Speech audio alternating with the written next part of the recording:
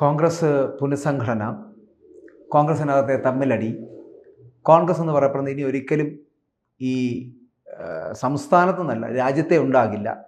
ഇങ്ങനെയൊക്കെയാണ് മാധ്യമ വാർത്തകൾ.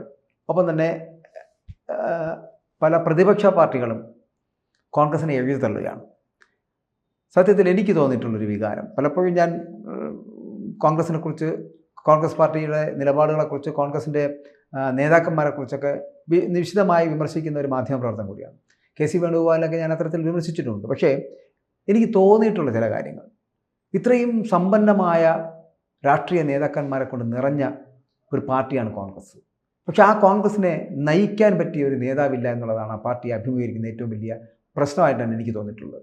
സത്യം പറഞ്ഞാൽ എത്ര നേതാക്കന്മാരാണ്, ശശി തരൂർ, രമേശ് ചെന്നിത്തല, വി.ഡി. സതീശൻ, അതുപോലെ മുതിർന്ന നേതാവായിട്ടുള്ള എ.കെ. ആൻ്റണി, രമേശ് ചെന്നിത്തല, ഇങ്ങനെ കെ. മുരളീധരൻ, ഇങ്ങനെ ഇഷ്ടം പോലെ നേതാക്കന്മാർ, എന്നാൽ അവരെ കൊണ്ട് പാർട്ടിയെ പിടിച്ചു നിർത്താൻ കഴിയുന്ന തരത്തിലുള്ള നേതാക്കന്മാർ, ഇങ്ങനെ വലിയ പരിണിതപ്രജ്ഞനായ നേതാക്കന്മാരുണ്ടായിട്ടും പാർട്ടിയെ അഭിമുഖീകരിക്കുന്നത് വലിയ പ്രതിസന്ധിയാണ്. ഇത് മറികടക്കാൻ കോൺഗ്രസിന് കഴിയില്ലേ? നോക്കൂ, ഇന്ത്യൻ നാഷണൽ കോൺഗ്രസ് അത് സമ്പൽ സമൃദ്ധിയുടെ ഒരു പര്യായമാണ്. അതിന് നമ്മുടെ പാർട്ടിക്ക് കോട്ടങ്ങളും ഉണ്ടാകാം, ചില വീഴ്ചകൾ സംഭവിച്ചിട്ടുണ്ട്, തകർച്ച സംഭവിച്ചിട്ടുണ്ട്. അത് സ്വാഭാവികം. നമുക്ക് ആർക്കായാലും നമ്മുടെയൊക്കെ ജീവിതത്തിൽ ഉയർച്ചയുണ്ട്, അതുപോലെ താഴ്ചയുണ്ട് എന്ന് പറയുന്നവരാണ്.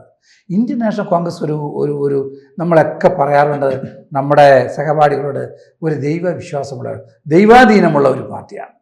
പിന്നെ അതിനകത്തൊരു പ്രശ്നങ്ങളുണ്ട്. മറ്റ് പാർട്ടികളെ പോലെ കേഡർ പാർട്ടിയല്ല എന്നുള്ളതാണ് ഏറ്റവും പ്രശ്നം. ആർക്ക് വേണം അഭിപ്രായം പറയാം. ഇപ്പോൾ CPM ഒക്കെ അറിയാമല്ലോ, BJP-യിലൊക്കെ CPM-ലൊക്കെ ഒരു അഭിപ്രായം പറഞ്ഞാൽ അത് നടപടിക്ക് വിധേയമാകും. ഇപ്പോൾ ആലപ്പുഴ G. സുധാകരൻ എന്തെങ്കിലും പറയുമ്പോഴൊക്കെ അദ്ദേഹത്തെ വളഞ്ഞിട്ട് ആക്രമിക്കുകയാണ്. ഇപ്പോൾ ആ പാർട്ടിയിലും ആ രീതിയിലായി. എങ്കിലും കോൺഗ്രസ് പാർട്ടിക്കകത്തൊരു പ്രശ്നം, ആൾക്കാർ അഭിപ്രായം തുറന്നു പറയും. ഇതൊരു വിശാല പാർട്ടിയാണ്. ഞാൻ എത്രയോ വർഷമായി പാർട്ടിക്കുന്നു. ഇവിടെ അടിമപ്പണിയല്ല ഈ പാർട്ടി, അടിമ ജോലിയുമല്ല. നേതാവ് എന്ന് പറഞ്ഞാൽ അതുപോലെ പിന്നെ അടിമകളെപ്പോലെ നിൽക്കണം. CPM-ലൊക്കെ അങ്ങനെയാണ്. നമുക്ക് നമ്മുടെ അഭിപ്രായം പറയാം. നമ്മുടെ കോൺഗ്രസ് പറയാൻ പാടില്ല, പറഞ്ഞുകൊണ്ട് പറയണം. കോൺഗ്രസ് കമ്മിറ്റി കൂടുമ്പോൾ സാധാരണ CPM ഒക്കെ ആണെങ്കിൽ പിൻ ഡ്രോപ്പ് സൈലൻ്റ് ആണ്. ആ കമ്മിറ്റി കൂടുമ്പോൾ ഒരു മുട്ടുസൂചി വീണ അറിയും, കമ്മിറ്റി കഴിയാൻ ഒരാൾ എണീക്കാൻ പാടില്ല. ഇതങ്ങനെ കോൺഗ്രസ് കമ്മിറ്റിയുടെ എല്ലാവരും മൊബൈൽ എടുക്കും, മൊബൈലിൽ സംസാരിക്കും. കമ്മിറ്റി നടന്ന് ഒരാൾ അഴിച്ചു പോവും, കുറേ വേറൊരാൾ അഴിച്ചു പോവും, അവസാനം കുറച്ച് പേരെ കാണും. അങ്ങനെ ഒരു ജനാധിപത്യം കൂടിപ്പോയി എൻ്റെ കുഴപ്പമാണുള്ളത്. പിന്നെ ഗോവൻ പറഞ്ഞതുപോലെ ഞാൻ ചോദിക്കട്ടെ, ഇത്രയും നേതാക്കൾ, കഴിവുള്ള, കാര്യശേഷിയുള്ള, സമൃദ്ധ നേതാക്കൾ ഏത് പാർട്ടിയിലുണ്ട്? നോക്കൂ, മുൻ president G. Sudhakaran, K. Sudhakaran, Kannur വാളുകൾക്ക് മുന്നിൽ വിറച്ച് അദ്ദേഹം പറഞ്ഞൊരു വരിയുണ്ട്, ഞാൻ രാവിലെ എണീറ്റ് പുറത്തേക്ക് പോകും, അമ്മയുടെ കണ്ണിൽ മറയുന്നതുവരെ എന്നെ നോക്കിക്കൊണ്ടേയിരിക്കും. അദ്ദേഹം പറഞ്ഞതാണ്, പല ചാനലുകളും പറഞ്ഞാണ്, അമ്മയുടെ കണ്ണിൽ നിന്ന് ഞാൻ മറയുന്നത് വരെ എന്നെ നോക്കിക്കൊണ്ടേയിരിക്കും എന്ന് പറഞ്ഞാൽ അർത്ഥം ഈ മകൻ തിരിച്ചു വരുമോ എന്ന സംശയത്തിലാണ് അമ്മ നോക്കിക്കൊണ്ടിരിക്കുന്നത്. തിരിച്ച് വരും എന്നുള്ള പ്രതീക്ഷയില്ല. കണ്ണൂരാണ്. അദ്ദേഹത്തിന് CPM നമുക്കറിയാമല്ലോ വേട്ടയാടുകയായിരുന്നു. അവിടെ DCC പ്രസിഡൻ്റായി. ഇപ്പം 2 ടേം അവിടെ MP ആയി. പ്രഗത്ഭരായ ശൈലജ ടീച്ചർ, ഇവരെയൊക്കെയാണ് തോൽപ്പിച്ചത്, ശിവ ടീച്ചർ. അപ്പോൾ ഞാൻ പറഞ്ഞു വരുന്നത്, കണ്ണൂരൊക്കെ കോൺഗ്രസ് പാർട്ടി, മാർക്സിസ്റ്റ് പാർട്ടിയുടെ വോട്ട് പിടിക്കൽ, ബൂത്ത് പിടിക്കൽ, പിന്നെ ഈ പറഞ്ഞ പോലെ കൊടിസുനി പോലുള്ളവരുടെയൊക്കെ അട്ടഹാസം, ഇതിൻ്റെയൊക്കെ ഇടയിൽ നിന്ന് അദ്ദേഹം 2 വട്ടം ജയിച്ചു. അദ്ദേഹത്തിൻ്റെ പ്രസംഗം ശ്രീ ഗോവൻ ശ്രദ്ധിച്ചിട്ടുണ്ടായിരിക്കും. സുധാകരൻ്റെ പ്രസംഗമാണ് ഇന്നും എല്ലാ വേദികളിലും ഈ കോൺഗ്രസ് പരിപാടി നടക്കുമ്പോൾ അവിടെ അഡ്വാൻസായി കേൾപ്പിക്കുന്നത്. അതുപോലെ തന്നെ നേരത്തെ പറഞ്ഞതുപോലെ നമ്മുടെ KPC പ്രസിഡന്റ് ആയിരുന്നവർ രമേശ് ചെന്നിത്തല, അതേപോലെ തന്നെ മുല്ലപ്പള്ളി രാമചന്ദ്രൻ, VM സുധീരൻ, ഇപ്പോൾ നമുക്ക് സണ്ണി ജോസഫ്, അതേപോലെ പ്രതിപക്ഷ നേതാവായിരിക്കുന്ന വി.ഡി. സതീശൻ, നല്ലൊരു പാർലമെൻറ്റേറിയനല്ലേ. രമേശ് ചെന്നിത്തല കഴിഞ്ഞ ആദ്യ പിണറായി വിജയൻ്റെ 5 വർഷം മിടുക്കനായ, പ്രഗത്ഭനായ, കാര്യങ്ങൾ ജനങ്ങളോട് സംവാദിക്കാൻ കഴിയുന്ന കേരളം കണ്ട ഏറ്റവും നല്ല മനുഷ്യരല്ലേ രമേശ് ചെന്നിത്തല. പാറശാല കാസർഗോഡ് അദ്ദേഹത്തിന് എല്ലാ കാര്യങ്ങളും അറിയാവുന്ന ഒരാൾ, ആൾക്കാരെ അറിയാവുന്ന ഒരാൾ.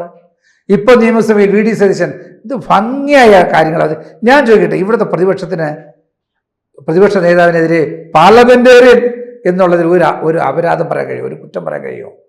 പിന്നെ അത് മാത്രമല്ല, ശശി തരൂർ ലോകം കണ്ട ഏറ്റവും വലിയ UN സെക്രട്ടറി ആയിരുന്ന ആൾ BJP ഇങ്ങനെ വല ഇട്ടിട്ട് നിൽക്കുകയാണ്.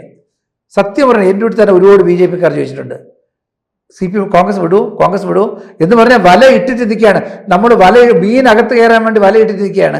BJP ശശി തരൂരിൽ നിന്ന് വരുമെന്നും തിരുവനന്തപുരത്ത് മത്സരിപ്പിക്കാമെന്നും ജയിപ്പിക്കാമെന്നും മന്ത്രിയാക്കാമെന്നും ഉപരാഷ്ട്രപതിയാക്കാമെന്നൊക്കെ പറഞ്ഞ് ഇങ്ങനെ കാത്തിരിക്കുകയാണ്. ശശി തരൂർ നമ്മളോട് പറഞ്ഞെന്നറിയാം, ഞാൻ അധികാരത്തിന് പുറകെ പോകുന്ന ആളല്ല. എന്ത് ഐഡിയോളജിയാണ് ഒരു ദിവസം ഒരു സുപ്രഭാതത്തിൽ ഒരു പാർട്ടി വിട്ട് ഇവിടെ നമ്മുടെ KV തോമസ് ഒക്കെ പോയപ്പോൾ അദ്ദേഹം പറഞ്ഞതാണ് ഞങ്ങളോട്, എന്ത് ഐഡിയോളജി, ഒരു പാർട്ടിയിൽ നിന്ന് പ്രവർത്തിച്ച് ഒരു സുപ്രഭാതത്തിൽ പാർട്ടി വിട്ട് വേറൊരു പാർട്ടി പോകുന്നു. അങ്ങനെ പോകുന്ന ഒരാളല്ല ശശി തരൂർന്ന്.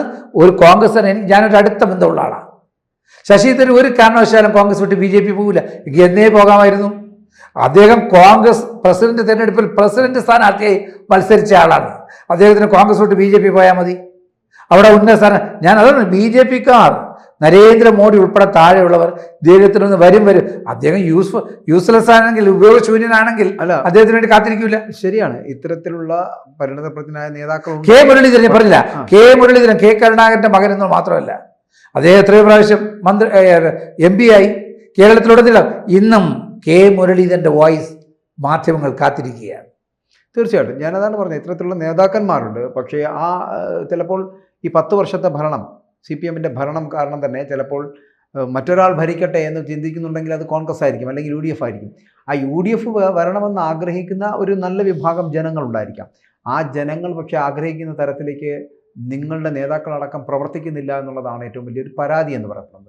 കാരണം ഈ പരാതി വരാൻ കാരണം ഇപ്പോൾ തന്നെ ഈ പുനഃസംഘടനയുമായി ബന്ധപ്പെട്ട് വരുന്ന വിഷയങ്ങൾ ഇതുവരെയും പുനഃസംഘടിപ്പിക്കപ്പെട്ട ജനറൽ സെക്രട്ടറിമാർക്ക് സ്ഥാനമേറ്റെടുക്കാൻ കഴിഞ്ഞിട്ടില്ല, വൈസ് പ്രസിഡന്റുമാർക്ക് സ്ഥാനമേറ്റെടുക്കാൻ കഴിഞ്ഞിട്ടില്ല.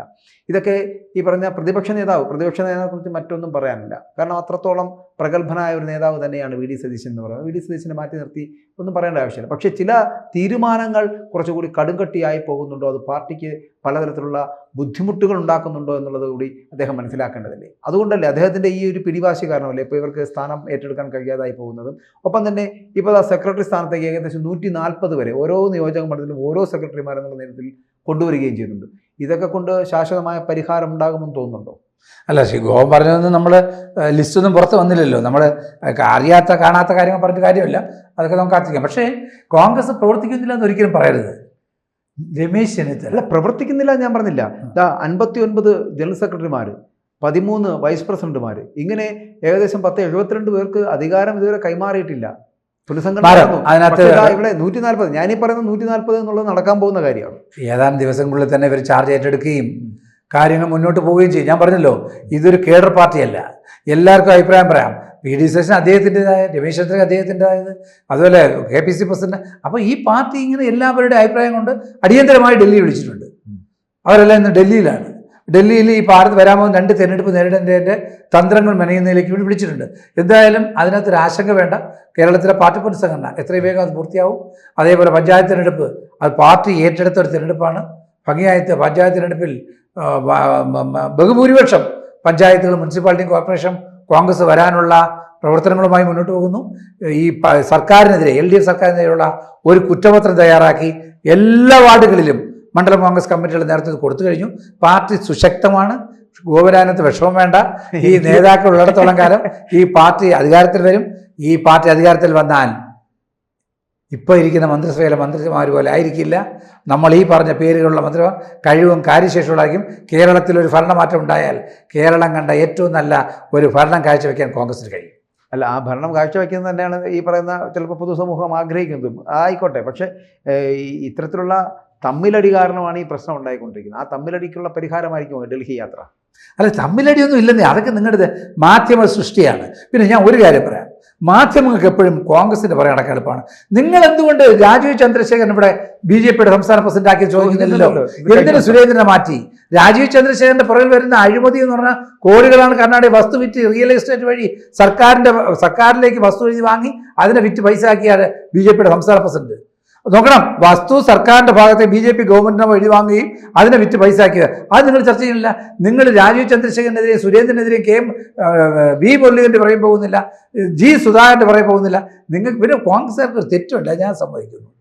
മൈക്ക് കാണുമ്പോൾ അഭിപ്രായം പറയാം, അത് പറയാൻ പാടില്ല. അത് പറയാതിരുന്നുവെങ്കിൽ ഇതിനകത്ത് ഒരു പ്രശ്നമില്ല. ഈ മൈക്ക് കാണുമ്പോൾ അഭിപ്രായം പറയുന്നതാണ് നിങ്ങൾ ഇതിനെ എടുത്തിട്ട് മാക്സിമം കളിയാക്കുന്നത്. ഞങ്ങൾ ഈ ചന്ദ്രശേഖരനെതിരെ വാർത്ത വന്ന 1 മണിക്ക് വാർത്ത വരുന്നു, 1:30 മണിക്ക് ഞങ്ങൾ അടുത്ത വാർത്ത ഞങ്ങൾ ചെയ്യുന്നു. അത് താങ്കൾ കാണാത്തതുകൊണ്ടായിരിക്കും. പക്ഷേ ചന്ദ്രശേഖരനല്ല, ആർക്കെതിരെ നമ്മൾ വാർത്ത കൊടുക്കുന്നുണ്ട്. ഇവിടെ വാർത്ത എന്നുള്ളത് ഒരാൾക്ക് വേണ്ടി മാത്രം മാറ്റിവെക്കുന്നില്ല. പക്ഷേ ഇവിടുത്തെ ഇപ്പം ഞാനിപ്പോൾ പറഞ്ഞു വന്ന വിഷയം എന്ന് പറയുന്നത് കോൺഗ്രസിനകത്ത് കോൺഗ്രസിനെ പ്രതീക്ഷിക്കുന്ന ഒരു വലിയ വിഭാഗം അണികളുണ്ട്. അവർക്ക് പ്രതീക്ഷ നൽകുന്ന ഒരു തീരുമാനം ഈ പറയുന്ന ഡൽഹി യാത്ര കഴിയുമ്പോൾ ഉണ്ടാകുമോ എന്ന് മാത്രം അറിഞ്ഞാൽ നമുക്ക് അവസാനിക്കും. തീർച്ചയായും ഉണ്ടാകും. നമുക്ക് എല്ലാ കാര്യങ്ങളും ചർച്ച ചെയ്യപ്പെട്ട് ഏതാനും ദിവസങ്ങളിൽ കാര്യങ്ങളെല്ലാം പ്രശ്നം ചർച്ച ചെയ്യപ്പെടും. പഞ്ചായത്ത് തെരഞ്ഞെടുപ്പ്, നിയമസഭാ തെരഞ്ഞെടുപ്പിൻ്റെ മുന്നൊരുക്കങ്ങളുമായി പാർട്ടി മുന്നോട്ട് പോയിക്കൊണ്ടിരിക്കുകയാണ്.